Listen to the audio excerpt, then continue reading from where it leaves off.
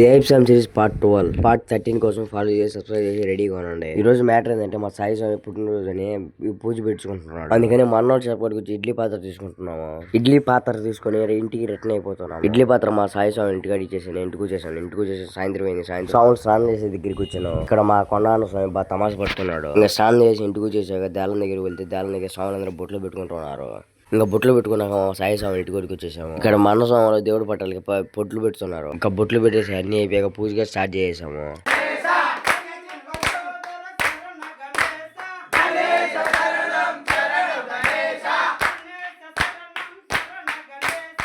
ఇక్కడ పూజ జరుగుతుంటే నేను వింత చూశాను. ఏం వింత అంటే స్వామితో పాటు మా తమ్ముడు గారు సొక్క ఇప్పేసేసాడు. ఈ రోజు ఏమో తెలియదు, మా ఎంట్రన్స్ బాగా మంచి ఊపులో ఉన్నాడు.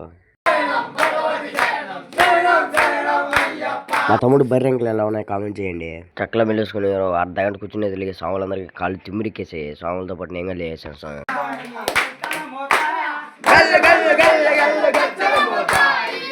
అలా ఎన్ని పాటలు పాడామో తెలియదు కానీ మా మామూలు మళ్ళీ పడిగట్ల కూడా వెలిగించేశారు.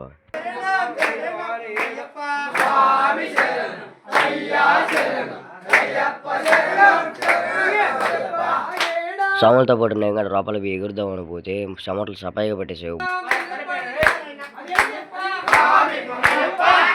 వాళ్ళందరూ ఎగురుతూ ఉంటే మా అన్న ఉబ్బగా తట్టుకోలేక గాలి పీల్చుకుంటున్నాడు.